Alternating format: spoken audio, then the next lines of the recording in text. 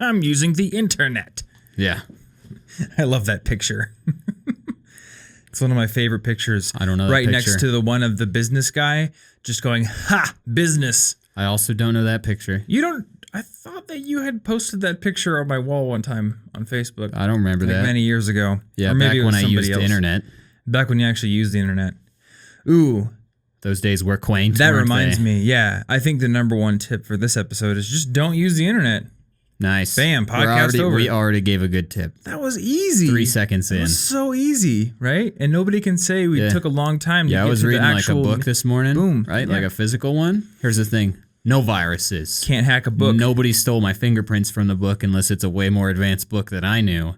Well, actually... That'd be pretty cool, actually. I'm going to steal the Declaration of Independence using your fingerprints, which I will obtain from the book that you read this morning. Well... I did code it in I really some don't weird see how my solution. fingerprints are going to help you steal anything. They're not that good. These are low, subpar fingerprints.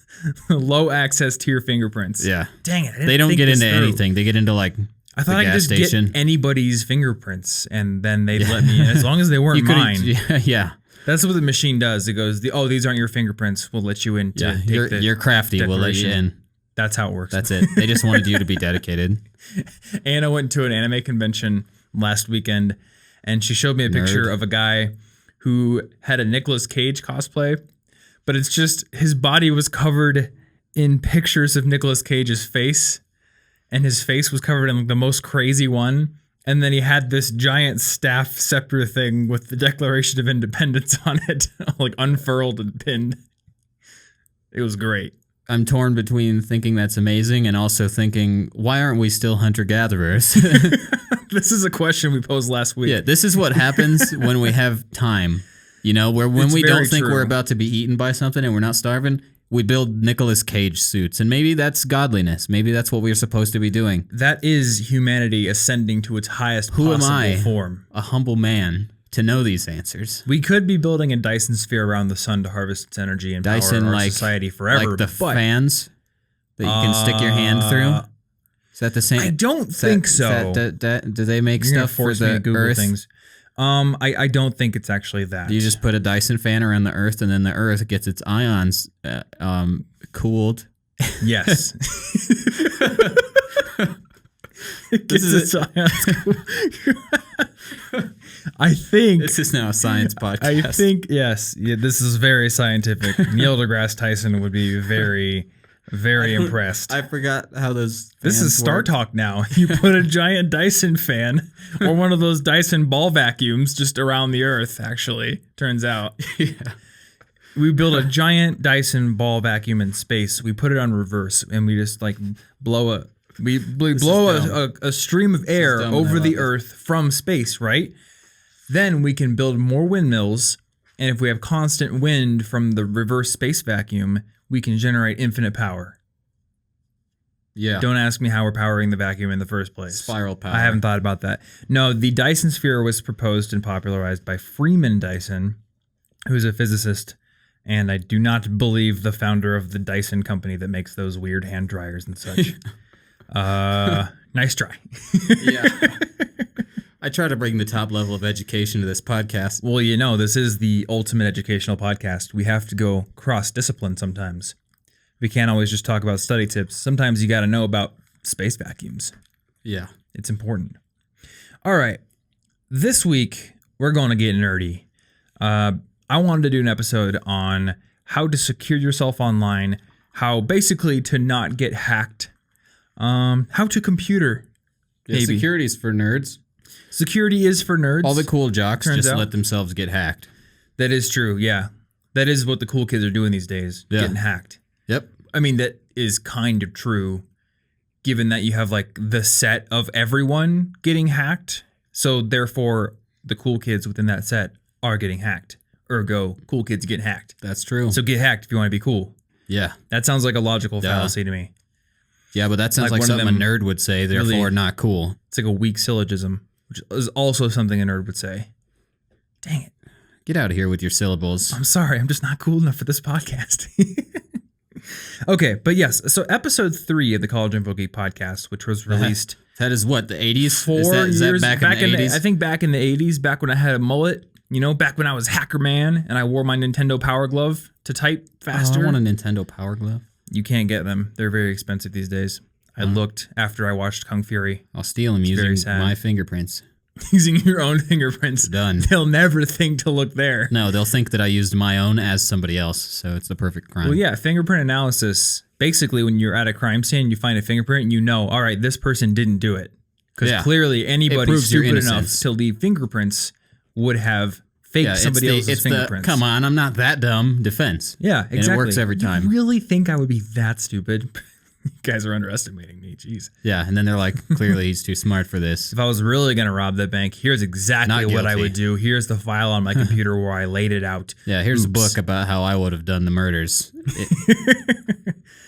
Candlestick, I would have named myself Colonel Mustard, and I would have done it in the foyer. Yeah, legally, I would have changed my name legally. Legally to Colonel Mustard. That's the first step. All right, but yeah, back in 2013, I think it was, and I think this was episode 3 of the podcast, I did an episode on how to tighten up your online security, things that you should do if you are going to use computers and the internet, but nobody listens to those old episodes anymore, and I don't want to listen to those old episodes because they are probably cringy. That's probably true. They're very old. And also, there's new stuff.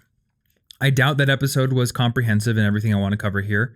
So I have put together... God, that is like a book that I just watched you scroll through, kind of. You like how I'm scrolling through all this stuff here? That is a lot of stuff right there. Yeah, so this is going to be one of those episodes where we kind of go rapid fire through stuff. It's going to be a lot of information.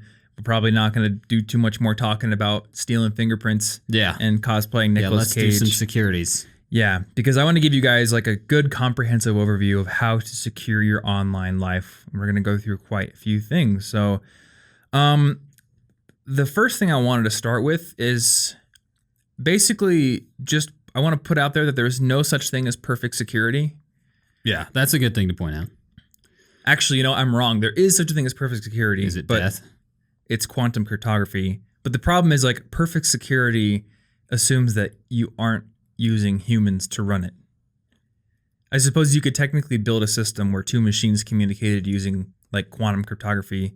Well, I feel like they just like executed a program between each other, but the moment you get humans involved, I feel like the context let's just assume humans are involved. I think we could do that safely. Yeah. So there's no such thing as perfect security. So the whole idea here is what we call mitigation. It's taking steps to reduce damage or to reduce the likelihood of damage happening.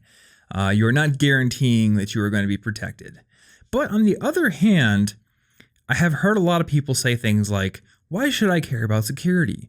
Or why should I care about my privacy? Because I'm boring. Privacy, I hear. Who would care about me? Who would ever find me? I live in Wichita, Kansas in a random suburb. Or I don't have any money. Why would anybody ever target me? I hear this one a lot from certain friends of mine. Why would anyone ever target me? I work at Target. I don't think they'd target you specifically. I think they'd target a lot of people. Exactly. I think you would be one of them. Yeah. So this is what is known as security by obscurity. I'm so hard to find that who would ever find me in the first place? And security by obscurity is somewhat useful. Like it's definitely not a good idea to be like that CEO of LifeLock and put your social security number on the side of a truck as a PR stunt, because that guy was the victim of identity fraud like a bunch of times. It turns out his product didn't really work.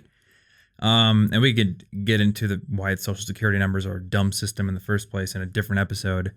But even if you are relatively obscure, even if you're a boring person living in Wichita, Kansas, who works at McDonald's and makes basically no money, you're still a target. Because it's not that there's some snidely whiplash character who is just looking at you through a crystal ball and wanting to target everything you have. People are writing programs that just scrape and like they go all out on the internet and they just look for vulnerabilities everywhere. See, that's actually that would be more offensive to me to be caught in one of those, because I'm not even special to you. I'm not even a special target. Basically, think about it this way. For the most part, hackers are not like your average hobby fisherman who's just casting a single line with a specifically designed lure that hopefully will entice you. They're more like a fishing trawler boat It's just dragging a gigantic net behind them and hoping they catch things. Yeah, and then they throw away a bunch of it because it turns out it wasn't that valuable. Yeah, exactly. One thing that I read about recently is in Bitcoin, there's the concept of what is called a brain wallet. So basically, in Bitcoin, like you control your coins through controlling these private keys, which are basically randomly generated strings of characters and letters and numbers, and you sign transactions with those. Well, you can basically design a program to generate these keys based on random words, and most programs that are good will generate random words out of a dictionary, so it's easy for you to remember. So maybe like the wallet you have will have 12 words that are like battery, book, chair, 12 words. And if you have 12 words that are sufficiently randomly chosen, that's a lot of complexity. It's hard to guess. But some people have designed these things called brain wallets, which is basically you come up with the words yourself. And people think, well, that's great because I can just think up the most random words ever and I'll be super secure. And I read a story about a person who set up a brain wallet. They chose their words, and I think their wife had chosen some like long string of words, and they're like, this is 12 words. It's going to be so secure. And they put it in there, put their Bitcoin in the wallet, and like the next day it was stolen. Wow. Not because somebody had hacked them, but because somebody out there had basically written a program to try as many combinations of words as possible. And it turns out that humans are horribly bad at making random decisions. Do we know what it was? I'd have to go look at the words. Was it just because the words were too similar, or was it like family names or birthdays? I think it was like, I love my children and my community and my family or something. It wasn't and. It was all unique words, but it was something that like a typical suburban family would make up about their family, and obviously hackers out there know, all right, people care about family. They care about, well, they got South Park. Suburban Bot 36 is actually what went through there. And it was just like, type what you think. Yeah. Done. So, I mean, the really fascinating thing for me, though, is like the way that Bitcoin works. It's not that you're actually hacking that person. You're just trying as many combinations as you can get, and you're basically generating the same password they use. And that can happen a lot of times. A lot of times brute force attacks will happen where people will try to log into online accounts using common passwords, and often they'll get in. Yeah. Because people are dumb and they think, you know what the best password ever would be? Password. Or password backwards. Well, now everybody knows that that's so bad that it would be so ironic. It's once again a I'm not that dumb defense. It's true. Brilliant. But it doesn't work because bots don't care. I don't think the bots are going to give you back your money if you defend yourself in court. They're just going to keep the money. Yeah. Yeah. So all this is to say, people are not necessarily targeting you, but you're still a target nonetheless because you're a potential person in the path of the dragnet. So keep this stuff in mind and take your online security seriously. All right. So the first thing I want to talk about is password security. So what makes a good password? Stuff. Good stuff. A unique combination of alphanumeric characters, punctuation, and things that can't be done in a dictionary attack. Things that, There you go. Long stuff. And long. Exactly. So the length and what they call password entropy are the most important parts here. Essentially, you have two main kind of attacks for guessing passwords. There's the brute force attack, where you take a computer and it guesses 0. That's not correct. So it'll guess 1. That's not correct. Goes through all those, guesses A. That's not correct. All right, now we'll move on to 2-digit passwords. AA, AB, and so on. Yeah. A computer can do this at ridiculous levels of speed. But if you have a sufficiently large enough character set, such as the ASCII standard, which has capital letters, lowercase letters, numbers, and symbols, and then you have a sufficiently long enough password, then you get to the point where there are so many potential combinations that it would take thousands upon thousands of years, sometimes millions of years, to ever try that many combinations. Yeah. And there's actually, we'll have in the show notes, there's a website that you can go to and you can put in a potential password and see how long it would take current computer hardware to break it. I would not recommend putting your real passwords into it, because I would never recommend putting your real passwords into anything other than the places where those go. Oops, you had a keylogger. Who knows?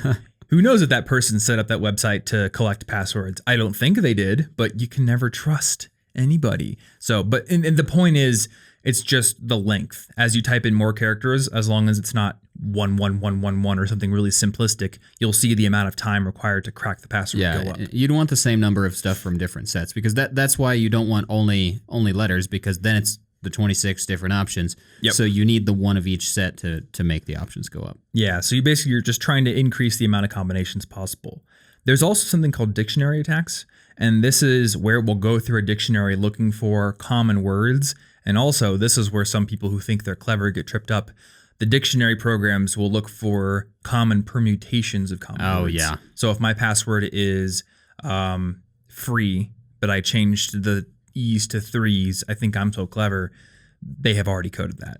That's really easy to check for. It's super easy. I'm sure you could write some sort of like regular expression to try every word with every vowel changed to, like O's changed to zeros, threes or E's changed to threes, I's changed to bang marks. Yeah. It would be very easy to check They're that. pretty obvious.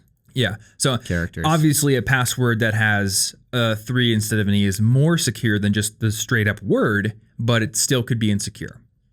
So you want to be aware of these two types of attacks. So when it comes to selecting a good password, the number one thing is that it needs to be mildly complex, but it needs to also be long, at least 8 characters. I'm a paranoid person, and I realize that computer hardware is going to get better in the future, so I generally choose like 20 plus character passwords, but at least 8. You never want to repeat your passwords, and this is because essentially, if this is the weakest link principle, essentially if you repeat your passwords and then let's say you use the same password for your online banking that you use for your Final Fantasy fanfic forum that you're a part of, because I know that you guys are, and say that forum is coded really badly and it gets hacked. And let's just say that the person who coded the forum was actually a 12-year-old who didn't really know what they were doing, because that happens, and they were just storing the passwords in plain text. They weren't encrypting them at all. All right, well, now the hackers have a copy of that database. They can go in there and say, oh, look, this email here is associated with this password. So now I'm just going to go over to every banking website, try that email, or try that username associated with that email and see if that password works. Yep. And if you have repeated passwords, boom, the weakest site that password is used on is now the weakest link. So you're no longer trusting your bank security, you're trusting the Final Fantasy fanfic forum security, or that with all of your money. Turns evil, and he's just like, now I have an entire list of everybody's default usernames and passwords, and I got bored of fanfics, and now I'm into stealing. Yeah. Now, banks and most legit organizations, they're required to adhere to a standard where they literally could not, even if they wanted to, see your passwords in plain text. They are what's called hashed, essentially. They are thrown through a cryptographic algorithm when you type them in, and what is stored in the database is that hash, which just looks like a bunch of jumbled up characters. And the only way that you're able to log in is by you type in your password, the same exact algorithm will hash it, and then it compares the hash that you put in with the database, and then lets you in if it's correct. Yeah. So they can't actually see it. So never repeat your passwords. Now, the problem that comes with never repeating your passwords, obviously, is that it's difficult to remember them, especially if they're lengthy.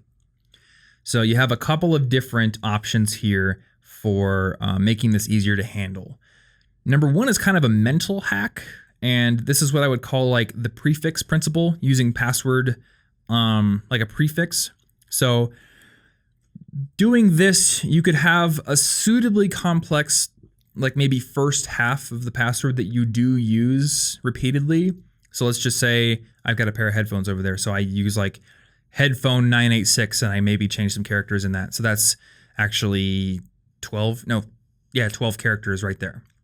So headphone 986 is my little prefix. But then on every website that I use that password on, I also append maybe 6 more characters that is unique to that website. So that way, all you got to remember is a shorter password half for each website that you would append to the one that you know by heart. That's one way to do it. It's mildly more secure. I mean, you do still have the root that is common. So I guess if somebody was able to get that first part of the prefix, they could maybe start guessing. Yeah, once they knew it was a prefix, they could put the prefix into a brute forcing thing and maybe check on stuff. It's still more secure than using the same password. And then the gold standard is to use a password manager. So you can use something like 1Password. You can use something like LastPass. You can use something like KeyPass is one. And basically, this is a program that will store your passwords for you, and all the good reputable ones are protected by extremely strong cryptography and security. And you'll basically have one master password that you need to put in. And when you do that, it will either give you access to all your passwords, or in some cases can actually fill in the forms for you. Yeah. That's what LastPass does. And that's pretty well. That's pretty secure. I guess the only thing there is you have to trust the manager.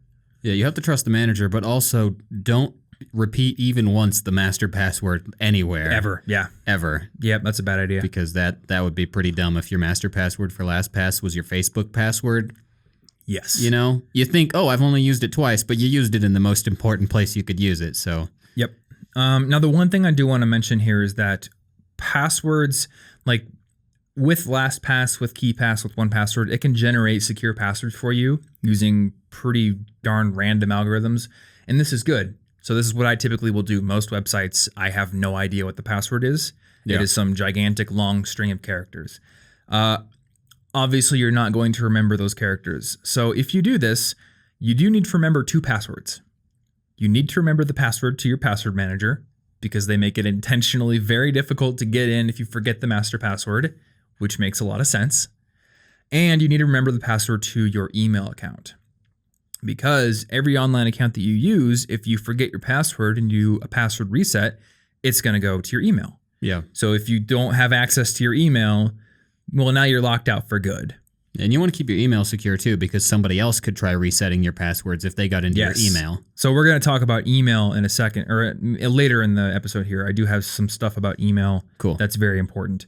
The next thing I want to talk about, though, is two-factor authentication. So essentially, if you've ever used one of those programs where it generates a code on your phone that you have to type in to log in, or maybe your bank sends a code via text message to you to log in addition to your password, this is more secure than just having a password, because now to get into your account, a hacker would need your password, your username, and then access to your phone or the time-based code that has been generated for you to log in. So it just makes it harder. Yeah. There's 2 types of two-factor authentication. The first one is called time-based one-time password, and this is the most common one. This is basically the one where you open Google Authenticator, or you get a text message and it says, hey, within the next minute or 5 minutes, type in this code. And after that amount of time, it'll expire and you need to get a new one. This is the most common. There are some weaknesses to it, but it's better than nothing. There are weaknesses to everything. There are weaknesses to everything, except for quantum cryptography. Well, get that on your really Facebook account. Yeah, they're working on it. I don't know. They're working on asking me for naked pictures in Australia. They're not working on quantum stuff. Facebook is asking for nudes. They're working on weird stuff.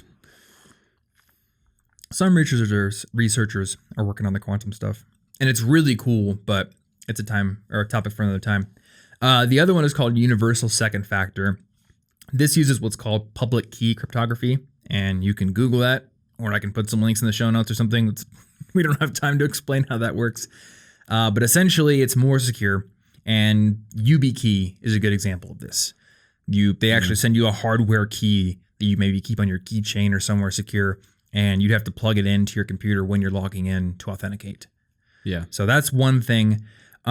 Usually you're going to see time-based, and that's going to be the most common. And luckily, a lot more sites these days are enabling this. So I recommend enabling it basically anywhere you can, and at least enabling it on like important sites, such as social networking, where people could go in and damage your reputation by posting something bad, or your bank, or your email, and I don't know, anything that you think is important. Or your password manager. LastPass definitely. That supports two-factor. You should use it there. Yep. But you also need to be very, very careful, because the more steps you create for somebody else to get into your account, the more steps you create for yourself. So if you smash your phone or lose your little YubiKey and you're like, well, it's so secure that even I can't get into my bank account now. Awesome.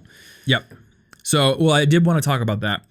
All right. So before we talk about that, I do want to mention there's a website that lists many of the sites that now have two-factor auth enabled. So you don't have to go digging into the settings of every site you use. You can go to twofactorauth.com two-factorauth.org, and that's actually spelled out TWO, not the number 2. And we'll have that in the show notes. So you can go through there and you can look and see, oh, hey, I could go enable two-factor auth on Evernote, on Facebook, all these things. All right, so there's some weaknesses of two-factor auth, especially with the time-based one.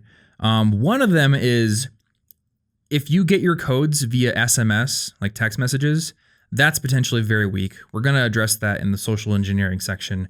The other thing is most websites where I get two-factor auth set up, it also gives you a series of backup codes. They're basically like one-time passwords that you can enter in case you lose your phone or someone smashes it or something like that. Yeah. The problem is, say you leave your computer unlocked one day and somebody comes in and you've left your browser open so they have access to your LastPass or your password manager. If you've stored these backup codes just in a text file somewhere in plain text, now they have those too. So, or if they somehow gain access to your computer via a virus or something, boom, there it is. They have those backup codes. So that essentially defeats the security of the two-factor auth if they have those. You know, it's less likely that they're going to get them than you just getting hacked with a single password, but it is a potential vulnerability. Yeah. So at the very least, if you're going to use these backup codes, change them up somehow. Maybe write it down and then switch every character that's like 1 and 2, switch those, 3 and 4, switch those or something. Some cipher that you know and you will remember easily. That way, if somebody just happens to get them, it's not going to be so trivial for them to log in. I don't know. This is the way that my brain works. I think there's going to be a lot of people out there who don't want to do that much. But that's also because I would just not care about all of those sites. I would accept the trade-off knowing that I'm going to forget the little pattern that I put in unless I do it for a lot of things. If I do the pattern for a lot of things, I'll remember it. Or you could go get a lockbox at a bank and have a paper in there that says, this is my pattern or something like that. I could do that, but then somebody might rob the bank and they're going to get my pattern. That's probably not what they're there for. Here's what you do. You open 2 accounts at 2 separate banks, 2 separate companies, right? Okay. Okay, you put a lockbox with your pattern in one of them, but the pattern itself is encrypted with another pattern, and you put that in the other lockbox. Nice. Boom. Well, there it is. Double bank security. Because then they basically do have to be targeting you specifically to figure that one out. And they would have to literally rob 2 banks. That's security. Yeah, I mean, at that point, you're like the leader of a nation or something. I don't know. I don't think like... You become the leader of a nation when you do that. Look, if somebody really wants to read my Final Fantasy fan fiction drafts that I haven't published yet that badly, and they're willing to break into 2 banks to do it, I guess more power to them. Yeah, well, that's basically how I view it, is like, if somebody in particular wanted something from me badly enough, I should assume that it is possible. So what I should do is make it as annoying and completely unreasonable for them to do as possible. Yeah, because if I put everything in my house and everything's only local and I never use the internet, you could still break in and steal my hard drive. Like, it's true. Stuff could still happen even if I disconnect from the internet entirely. Yep, I've seen Die Hard 4. It's scary out there, man. I haven't. I assume they die hard. Some people do die hard in that movie. Cool. That movie is 4 of them. That movie's hilarious. The first Die Hard is just this story of John McClane in a building with no shoes fighting some bad guys. And the fourth one, he's fighting a fighter jet on foot and he crashes a car he's a person on foot fighting a jet? Yes. Well, he is in a semi-truck for a little bit, but then the semi-truck gets destroyed, so then he's on foot. And yes, he does win. I don't regret that I don't watch movies. Okay, moving on. Spoilers. That's not a secure thing to do, by the way, fighting a fighter jet. And it has Timothy Oliphant as Hacker Man, but like the evil Hacker Man. Oh, no. You know? Whoa. Yeah, he's real evil. Alrighty, so we got 2FA covered. We got passwords covered. I want to move on to viruses now. I don't know what you're going to say. Yeah, Tom, what were you trying to get off your computer this morning? Yes. Mr. Expert over here. Something did get onto my Windows-based computer this morning. It was a potentially unwanted program, so I don't think it was like a straight-up malware, but it was something I don't want on my computer. It's something. And it's hard to find. Something got in there. You know, so even somebody as security-minded as myself can get something on their computer they don't want, which should tell you that you should take steps to protect yourself as much as you can. Obviously, you could use Gentoo Linux or Slackware or any of those really obscure Linux distros that have a much more secure file system. Or you could just use Max Lol, like you say all the time, and Andrew says all the time. Of course, the more that Macs are used, the more they're targeted. That's the reason Windows PCs are so targeted, is because they're used more. Well, there's some other stuff that makes it harder, but Linux is the best one because if you want things to be secure, you need to make it so hard you can't use it yourself. Therefore, there you go. My personal computer is actually a Gentoo Linux server. Yep. And I use the Lynx command line browser.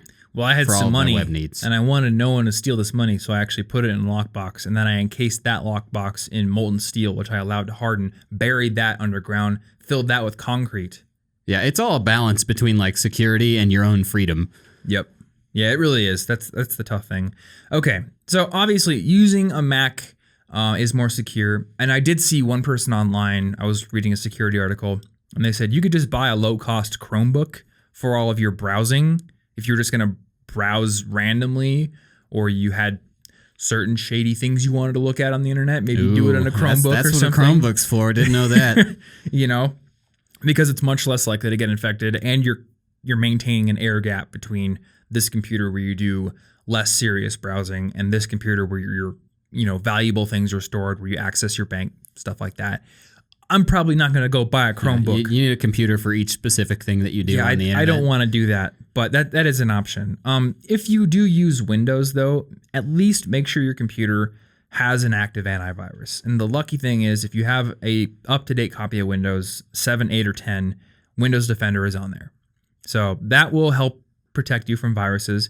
Now, I did note that How To Geek and other sites recommended having an anti-malware and anti-exploit program that acts alongside the antivirus program. Okay. And apparently that helps with browser exploits and things like that.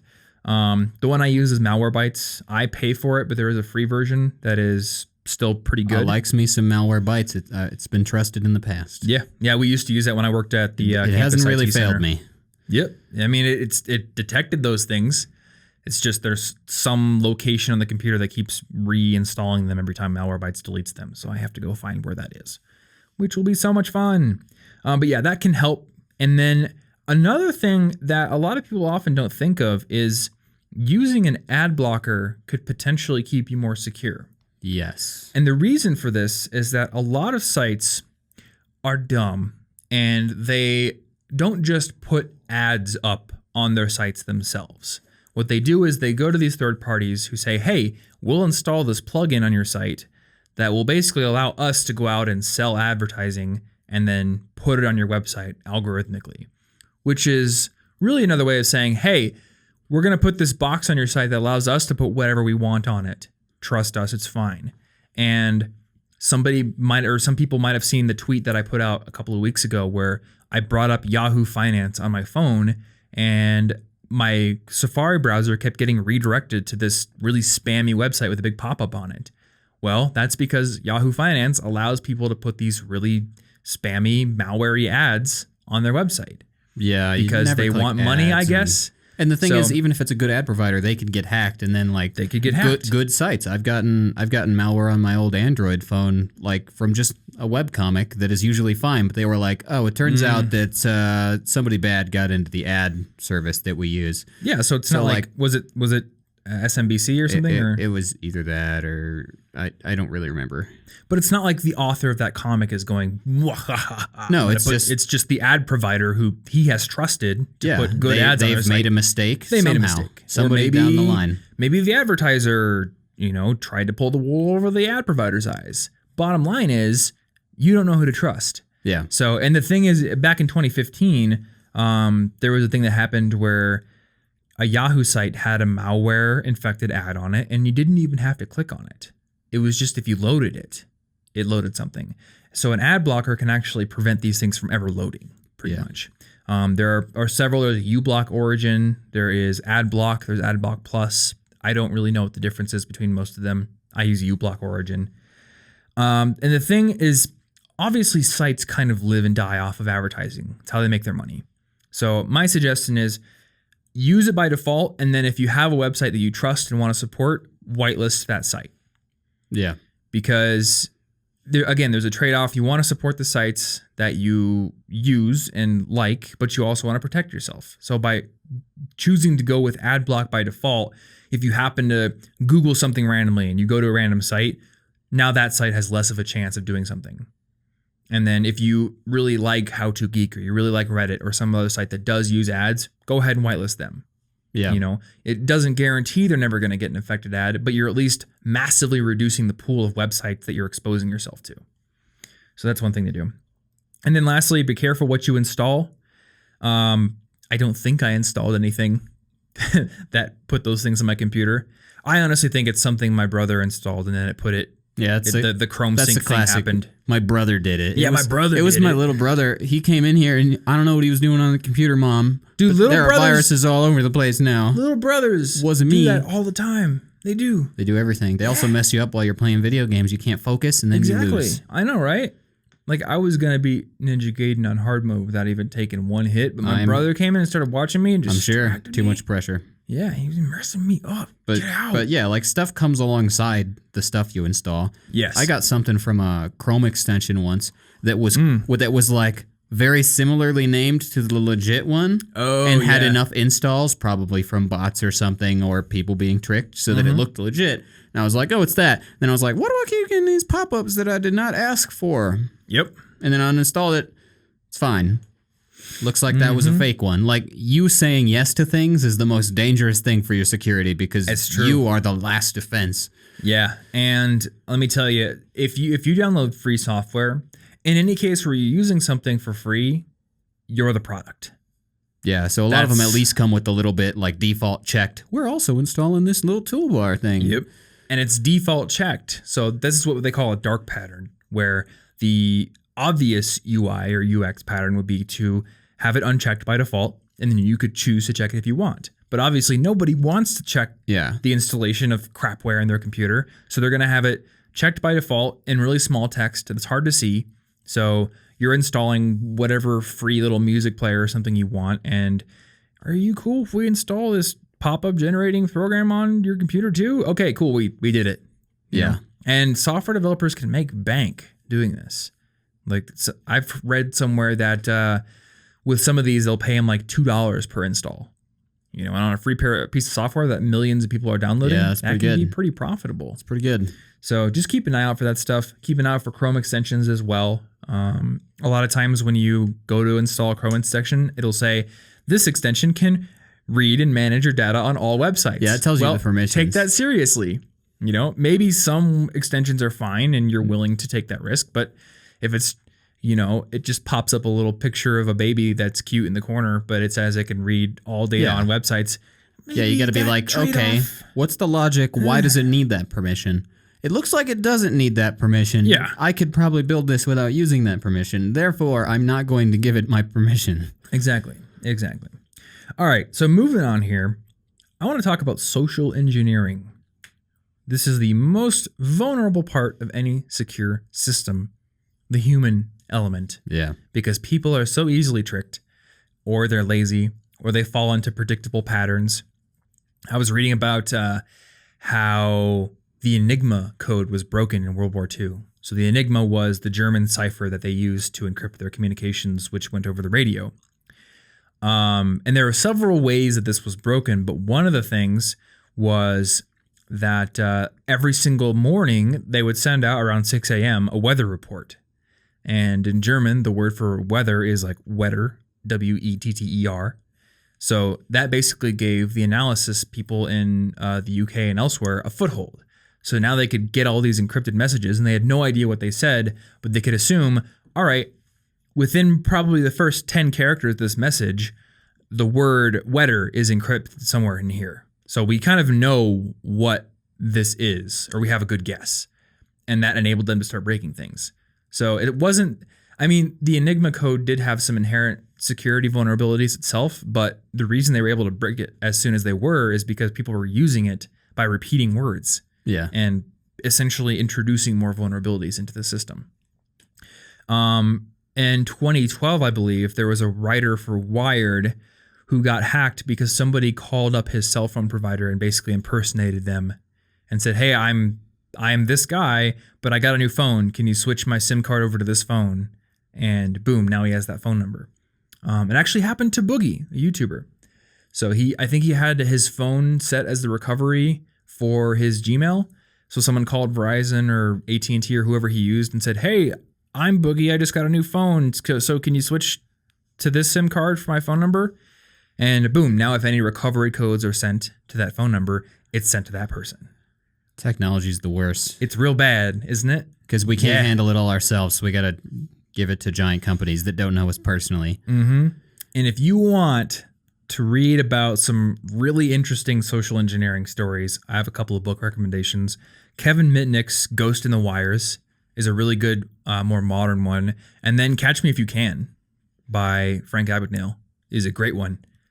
He was doing more like check fraud because it was kind of back in like the 60s, I think. So there weren't as many computer systems to do things with, but it was still straight up social engineering. He'd walk into a bank dressed as a pilot with a faked pilot's check, and usually they would be a little bit more scrutinizing with checks that weren't from their bank, but because he's wearing this fancy uniform with the hat and he looks all authoritative and he looks like he works for the airline, they think, "Oh, wow, you work for the airline. Yeah, I'll just cash this check." And he'd often flirt like hardcore with the bank teller women to distract them. So straight up social engineering. All right, so with that in mind, there's a couple of different social engineering things I want to talk about. The first thing is email phishing. So what this basically is they'll send you an email or an email with a link that goes to a site that you think you trust. So maybe it says, "Hey, your Facebook account is potentially compromised. We need you to click here and go reset your password." But maybe it takes you to Facebook.com instead of Facebook.com. Like it's a URL that's very similar, and maybe you will get tripped up. And they'll make a page that looks exactly like Facebook, where it says put in your username and a new password, or put in your old password and then this new one. So you do that, and now they've just gained your username and your password. They can go over to Facebook faster than you, log in, lock you out. Now they have your account. And this can happen with banking, email, anything. It happens a lot. When I worked at Principal during my internship, I had a guy call, and this wasn't an email phishing scam, but I had a guy call and he was like, "Hey, I'm one of the companies that your company works with on some security stuff, and I need the version numbers of the database and router software you're using." And I'm like, "You can talk to my supervisor about that, but I'm not giving you version numbers of software over the phone because you're an untrusted party. I have no idea who you are." Yeah, they're just saying, "Hey, could I get a list of the default passwords and weaknesses and the exact versions of your software, please? Thank you." Yeah, exactly. Could we just skip the middleman where I have to search for it? And this works because people are inherently trusting. And it seems like impolite. It seems mean. It's awkward to say no to people. It does seem mean. Saying no is hard to do, so get good at that. Just the other day, you and I were walking back into our apartment, and this older woman says, "Hey, can I come in behind you? I'm visiting someone." Oh, I'm always wary of those people, so I don't go up to my floor immediately because I'm like, I'm not letting them know where I live. There's a reason why I went and checked the mail. Yeah. Because I was like, I'm not going to be the person giving you access to the email or to the elevator right now. Now, I didn't say anything, but the mental calculus when she asked that is, this is daytime hours. The doors are unlocked anyway on the front. So yeah, I do the same thing. Maybe that makes us seem really paranoid that I'm like, this old lady's going to like rob me at gunpoint. But I'm like, I don't need to let you know even what floor I live on or let you on the elevator. It's a probability thing. But I don't think, like, if it was late at night, I would probably say, I think you should call the person that you're here to visit. Definitely not letting people up the elevator. But into the building is still a thing. Yeah, I'd probably pretend I forgot something and then leave and then go into another door where they weren't waiting for somebody to let them in. Yeah, but us weird paranoid people are not the majority. Most people would say, "Well, sure, come on in. What floor are you going to? Or who are you visiting? I'll tell you exactly where they live." Yeah. It happens all the time. So you have to not be so trusting. So when you get an email like this, rule number one, if you don't expect that kind of an email, don't click it. Especially if it's like your bank or the IRS or something. If you really think that the IRS needs some information from you, or your bank needs some information from you, just go to your browser and type in the URL and log in normally. If it's legit, the same message is going to be there. Yeah. There's no reason to follow have a notification somewhere. Basically, the way I think of it is if someone is trying to get me to do something, I'm more suspect of it than if I were to seek out the thing. Yeah. Because there's less of a potential incentive there for it to be malicious. The other thing is if you use a password manager like LastPass, this can actually be very helpful. So say you go to a link that you think is gmail.com, but it's actually gmail.com. And it's very easy to tell the difference when you're speaking it. But if you're looking at it quickly, an I can look like an L. Yeah. But if you went to a URL that was not legit, then your little LastPass thing wouldn't have a saved entry. So you know, oh, this isn't the right site because LastPass knows the URL. Yeah, you know what's interesting? If somebody made a piece of malware or something that targeted your host's file and then they tried to phish you, they could have the legit domain leading to their own stuff. So that's pretty tricky. That's true, yeah. Well, redirects happen in many different ways, not just host files. Well, I mean, that was another thing I wanted to talk seamless. about later is if someone happens to get access to, say, a coffee shop router, they could redirect traffic. Yeah. Yep. So we'll talk about that in a bit. And I'm afraid this episode is going to be too complex for people. They're just going to be like, I don't want to deal with any of this, but it's important. Well, so yeah, well, we'll just give like a rundown at the end of like the basic first steps if you're scared and confused. I can just go to the top Yeah. Bullet list point for each one. Make it easy at the end. Exactly. So yeah, that's email phishing. The other thing, this is a little bit more technical, but if you're going to be entering information into a site, such as a username or a password or a social security number or anything personal like that, look up in the corner and see if that site is secure. In technical terms, what we're talking about is an SSL certificate, but if you use Chrome, which most people do, you can actually see it will say secure. And if it's a really secure institution like a bank, it will often say the name of the company there with a lock icon. And if it's not, it will say not secure. So if it's asking you to put in a password and it's not secure, don't do it because anybody who's on the same network could see that. Yeah. It's not encrypted.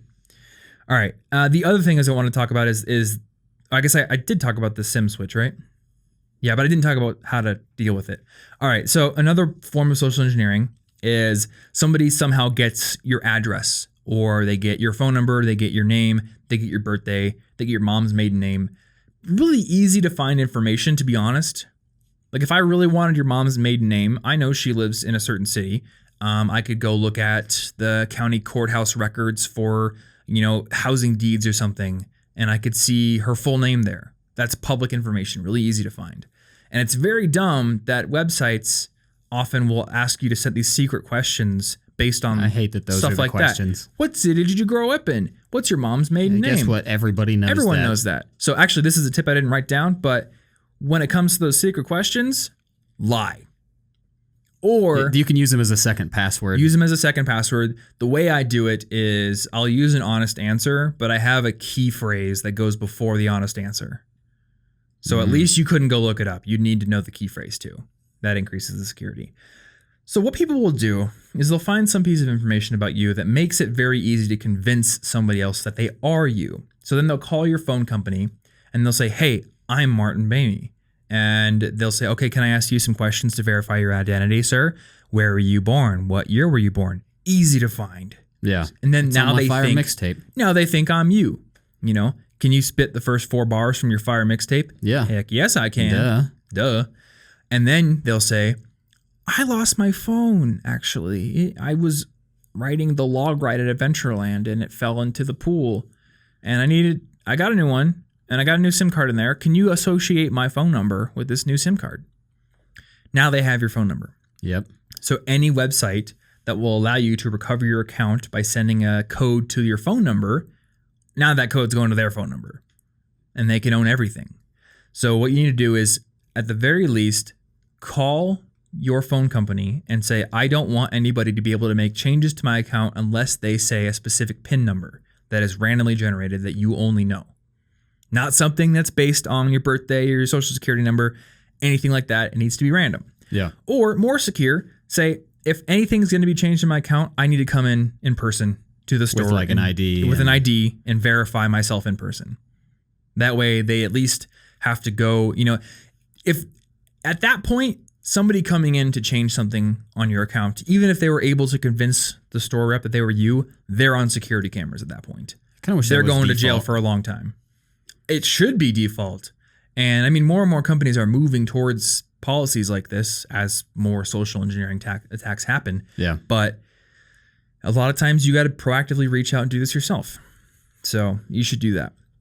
All right. I want to talk about email now. So we've been mentioning a bunch of times on this episode that whenever you need to reset a password or whenever you need to recover an account, a lot of times something is sent to your email.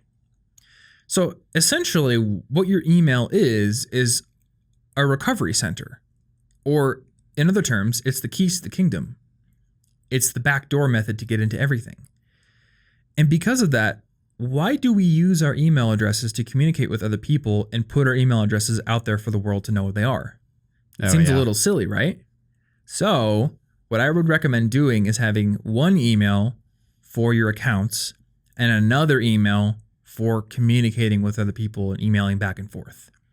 So if a password reset is going to be sent to an email, have it sent to an email that people don't generally know. Yeah. And then have another email that you use to email your mom and to respond to the pictures of Obama with an elephant's head that your grandpa sent you last week. Forward this to 14 people you know because it's hilarious. I'm not responding to grandpa. Forwards from grandma. I think there's a Reddit called Forwards from Grandma. It's pretty funny. That sounds great. Yep. Yeah, we'll put that in the show notes too. It's a pretty good one. But yeah, have two different email addresses. Okay. Physical security. So I had a couple of things here. They're really quick. Set your phone to lock after a certain amount of time. And make sure that you have a good password in your phone, not just 1111.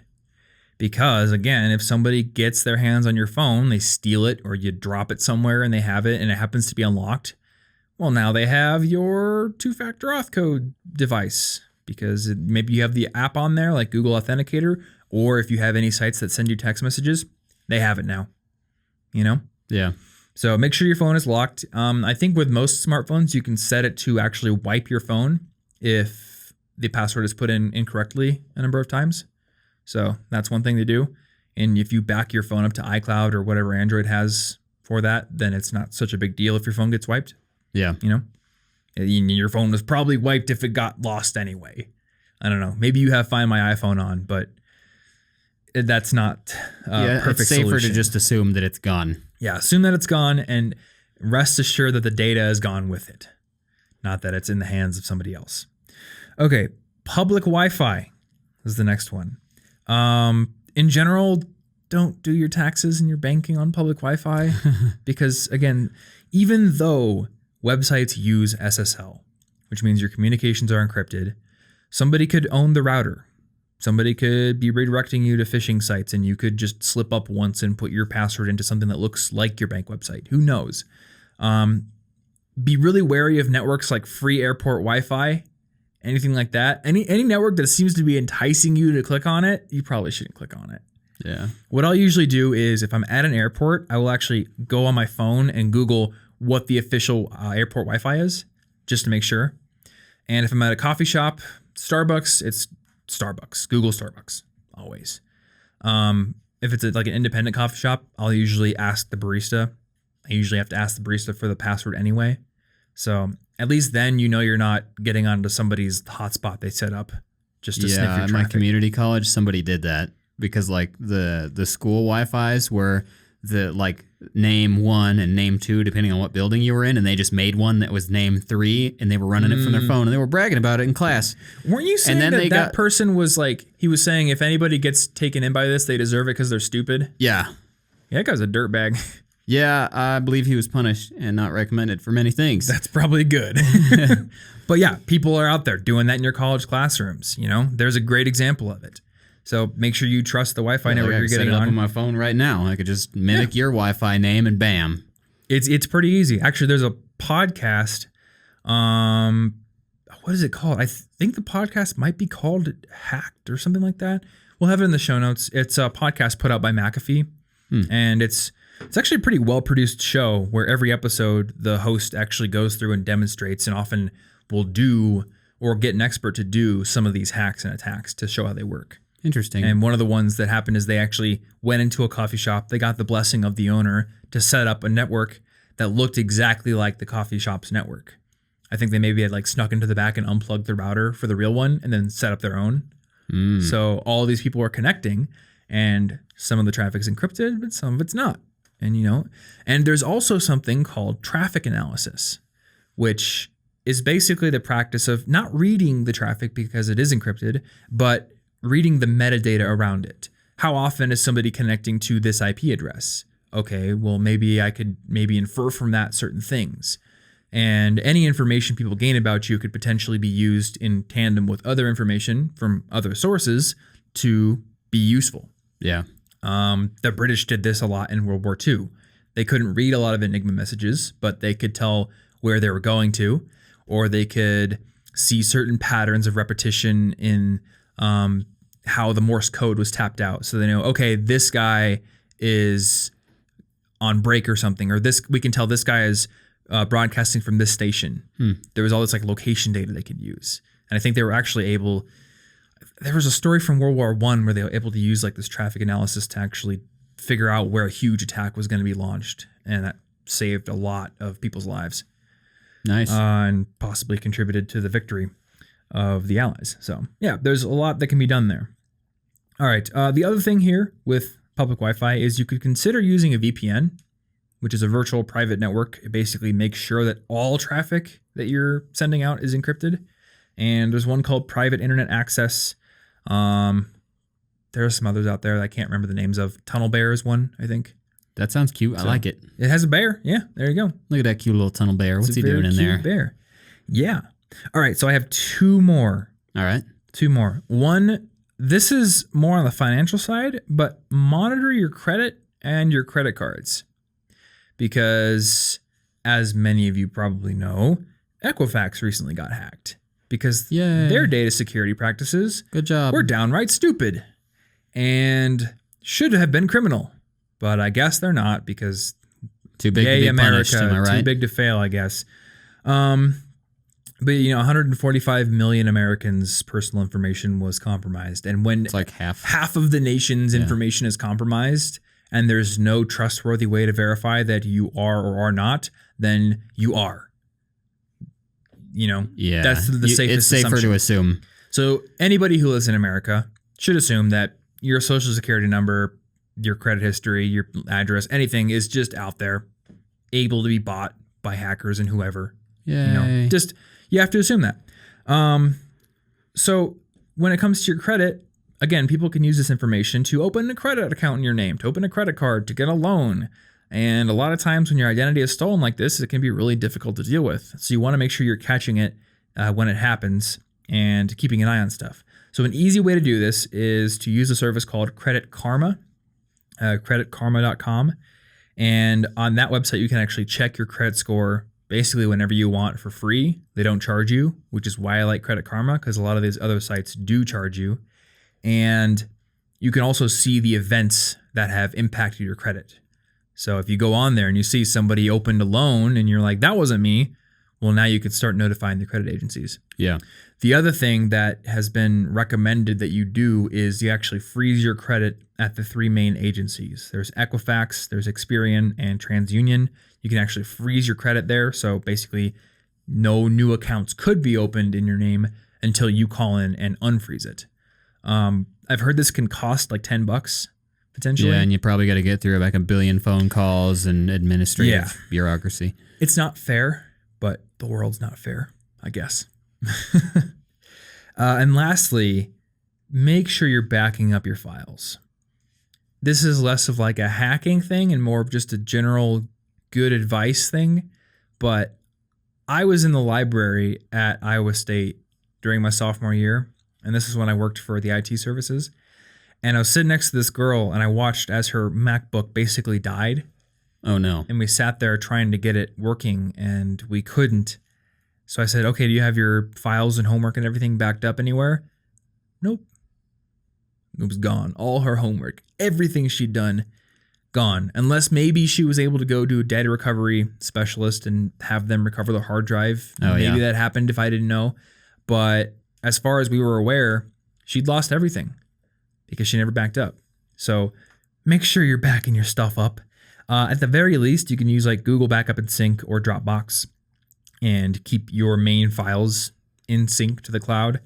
The nice thing with that is even if your computer blows up or files are deleted for some reason, in the cloud, they'll keep them for a certain amount of time. With Dropbox, I think it's 30 days, and it was 30 days with Google. I think it might be longer now.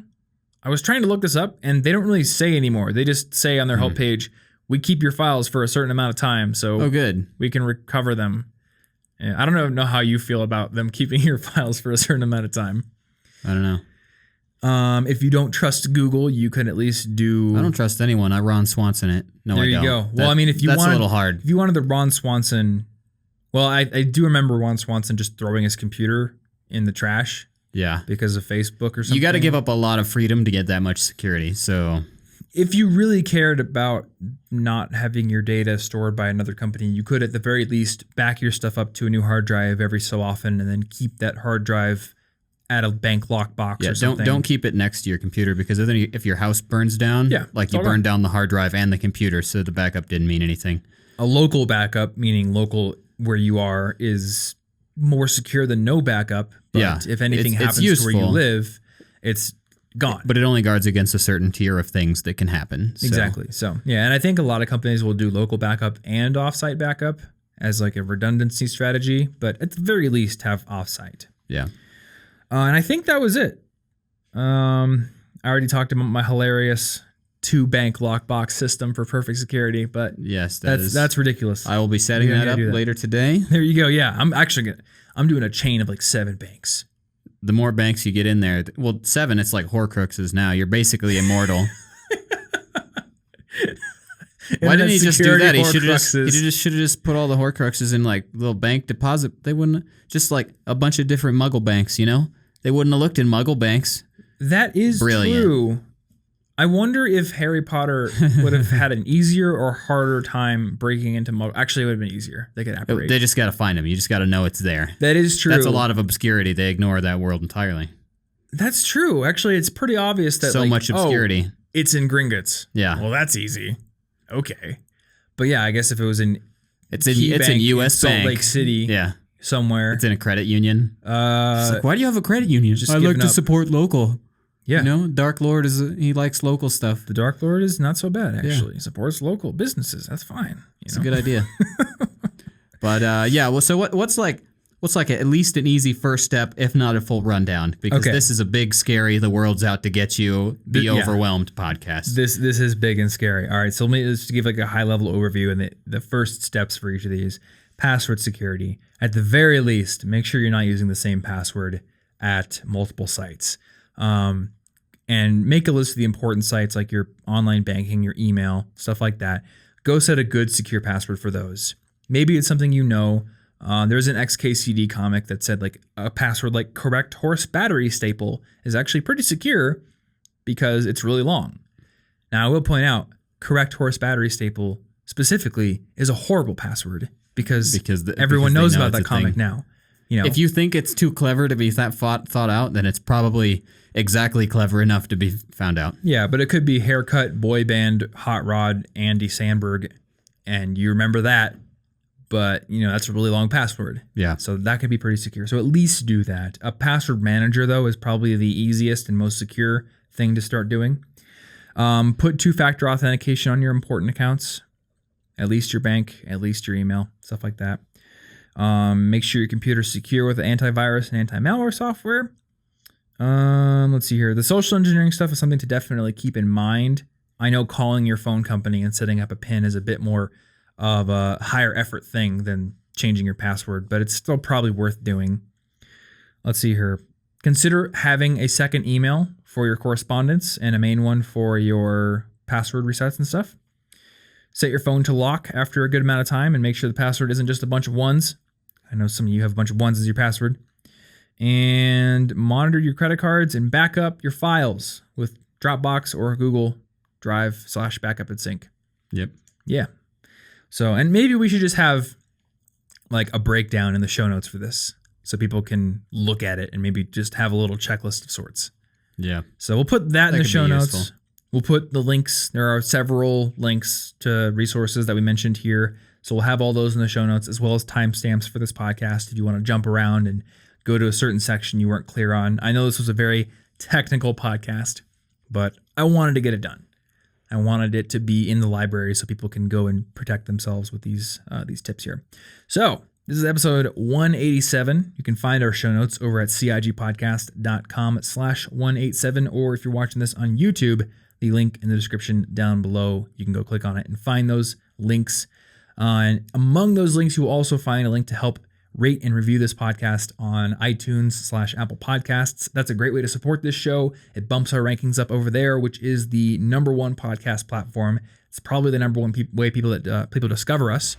So it's a good thing to do if you want to support the show. Otherwise, as always, thanks so much for listening, and we will see you in next week's episode. Stay cute.